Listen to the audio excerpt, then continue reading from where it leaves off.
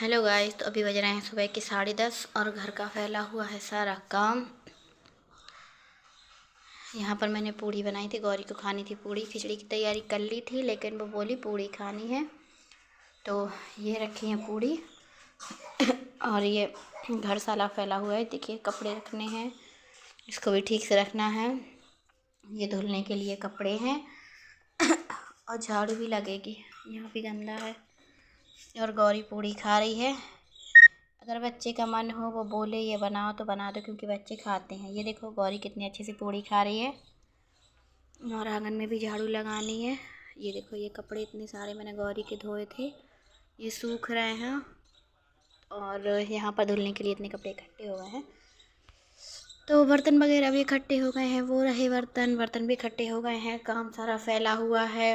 खाने पीने की टेंशन नहीं है, क्योंकि पूड़ी बन गई, वही गौरी खा लेगी, वही मैं खा लूँगी। तो चलिए काम कर लेते हैं। गौरी क्या खा रही हो? कैसी लग रही है? चलिए, तो अब चलते हैं हम बिही तोड़ने। हमारे यहाँ इसको बिही और अमरूद बोला जाता है, बाकी पता आपके यहाँ पर पता नहीं क्या बोला जाता है। तो यहाँ पर मैं अमरूद तोड़ रही थी और गौरी उठा उठा के रख रही थी। मैं यहाँ डंडे से गिरा रही थी, क्योंकि बहुत सारी थी जो पक गई थी। रोज़ रोज़ तोड़ते नहीं हैं, नहीं तो रोज़ रोज़ तोड़ते तो वैसे भी ख़त्म हो जाती। पक पक के टपक टपक के अपने आप गिर जाती हैं, फिर वो बेकार हो जाती हैं, कीड़े पड़ जाते हैं उनके अंदर, इसीलिए पहले ही तोड़ लेते हैं। तो यहाँ पर मैं डंडे से गिरा रही थी। और यहाँ पर जहाँ पे पालक लगी हुई है पीछे साइड, वहीं पे कुछ वहाँ गिर गई थी और कुछ यहाँ। तो गौरी इकट्ठी कर रही थी यहाँ पे। और कुछ जो यहाँ से बन जाती मैं यहाँ से तोड़ लूँगी, बाकी मुझे छत पे जाके तोड़ना पड़ेगा, क्योंकि यहाँ से छोटा डंडा था तो इससे बन नहीं रहा था, और छत से बहुत जल्दी बन जाएगा तोड़ते। तो देखिए यहाँ पर पालक, मूली और सरसों लगी हुई है, मैंने खुद अपने हाथों से लगाई थी। चलिए, तो छत पे चलते हैं। तो गौरी को बहुत अच्छा लगता है। मैं छत पे गई थी, छत पे जाके मैंने तोड़ ली थी, तो बस उठाने की बारी है। तो अभी देखिए, ये गौरी ने खाई थी जो साइड में रखी हुई है, और बाकी की जो ये हैं ये मैंने नीचे तोड़ी थी, और ये छत पे जाके जो मैंने तोड़ी थी, तो ये गौरी उठा उठा के रख रही है। इससे छुपा के रखनी पड़ेंगी, क्योंकि वैसे भी मौसम ख़राब है, और अगर बच्चे खाएंगे तो जल्दी बीमार पड़ जाएंगे। बच्चे क्या, बड़े भी खाएंगे तो भी बीमार पड़ जाएंगे। वो तो बस चटनी के लिए है। तो देखिए, जो जो हमने तोड़ी थी ना, वो यहाँ सब गिरी हुई हैं। ये देखिए, सारी की सारी इतनी ज़्यादा पक गई थी कि अगर आज नहीं तोड़ती ना मैं, तो कुछ दिन बाद अपने आप टपक के गिर जाती। और अगर वो खुद गिरती ना, तो उनके अंदर ना कीड़े हो जाते, उसके बाद ही ये गिरती। ये देखिए, पूरी टोकरी भर गई थी, जिनमें से कुछ मैंने ले ली और कुछ परी की मम्मा ने ले ली। अब मैं अपना घर का काम निपटा के पहुंच गई थी भैया के यहाँ। जहाँ मैं गई थी भैया का काम करने की, उनके यहाँ कुछ बेकरी है, तो फ़ोटो वोटो कुछ करना था उनका काम। तो ऊपर पहुँची तो भाभी बोली कि उबला हुआ आलू रखा है, बता दीजिए इसका क्या किया जाए। बहुत सारा आलू है, पेटिस से बच गया था। तो मैंने कहा फ्रेंच फ्राई बना देते हैं, बच्चों को भी पसंद है। तो यहाँ पर मैंने उबले हुए आलू सबसे पहले धो लिए थे। उसके बाद आलू धोने के बाद उनको लंबा लंबा काट लिया था। उसके बाद कॉर्नफ्लोर में आलू मिलाए, इसमें नमक और लाल मिर्च मिलाएंगे। लाल मिर्च मुझे उसमें डब्बे में मिली नहीं थी, तो भाभी ने मुझे ला के दी थी। तो यहाँ पर लाल मिर्च, नमक अरारोट में मिलाने के बाद अच्छे से इसको फ्राई करेंगे। ये देखिए, मैंने अच्छे से मिक्स कर दिया है। और बस इतनी ही बनाई थी कि बच्चे खा लें। बच्चे नहीं खाएंगे, बच्चा रह जाएगा तो हम लोग खा लेंगे, बाकी इससे ज़्यादा नहीं बनाएंगे। बाकी के आलू का हम कुछ और बनाएंगे। तो यहाँ पर तेल गरम हो गया था, तो मैंने इसमें सारे फ्रेंच फ्राई डाल दिए थे। अब इसको धीमी आंच पे क्रिस्पी होने तक पकाना है, क्योंकि ना अगर ये नरम रहेंगे तो टेस्ट उतना अच्छा नहीं आएगा, और फिर थोड़ी देर के बाद और भी नरम हो जाएंगे जब हम इसे अच्छे से पकाएंगे ना। पहला जो मैंने बैच डाला था इसमें तो बहुत ज़्यादा मतलब अच्छा नहीं होता, क्रिस्पी नहीं हुआ था। लेकिन जो सेकंड बार में मैंने निकाले थे वो बहुत अच्छे हुए थे। मैं उसका क्लिप लेना भूल गई थी, तो वो इतने अच्छे हुए थे कि बहुत टेस्टी लग रहे थे खाने में। तो यहाँ पर मैं इसको फ्राई कर रही हूँ। ये देखिए, बहुत टाइम लगता है इसको फ्राई होने में।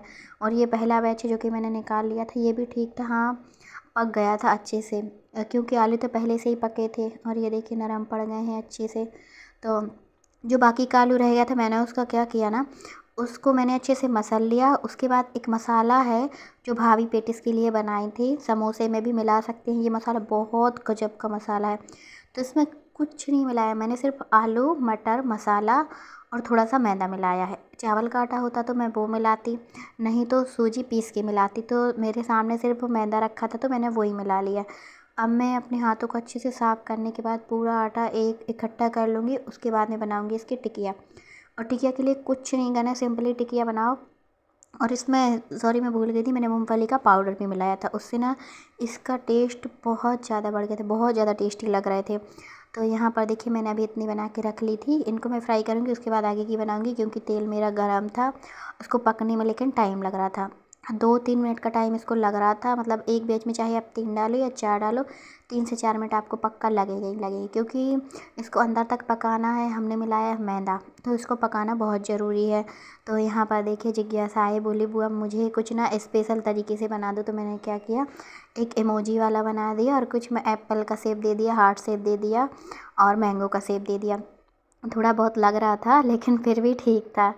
तो यहाँ पर मैं मैंगो का शेप दे रही हूँ। अब वो बोली थी बुआ कुछ स्पेशल बना दो। अब मैं क्या अलग से बना दूँ, सांचे कुछ थे नहीं, सांचे थे नीचे मिल जाते, बेकरी में केक बनते हैं तो वहाँ पे बहुत आइटम मिल जाता है। अब यहाँ पर मैंने इन सबको फ्राई कर लिया था, कुछ के मटर निकल ही गए थे तेल में। ये देखिए कितने अच्छे से बन के तैयार हुए, बहुत टेस्टी थे। क्योंकि ना कई बार ऐसा होता है कि मैं गौरी को गिरा रहा था तो बुआ को चिका रही थी।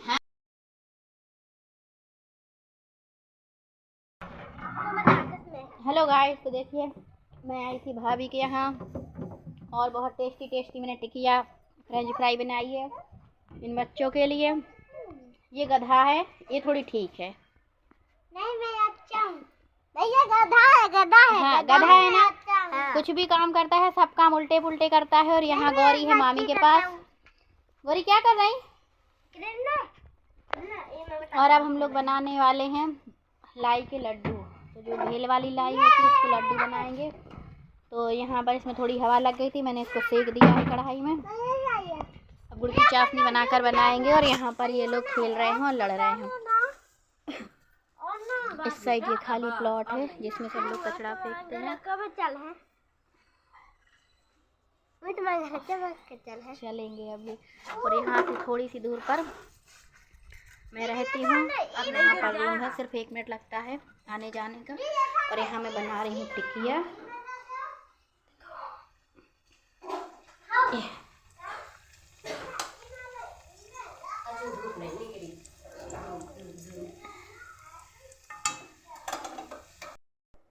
उसके बाद मैंने कढ़ाई गरम करके उसमें डाला घी, और घी डालने के बाद मैंने उसमें गुड़ मिलाया था।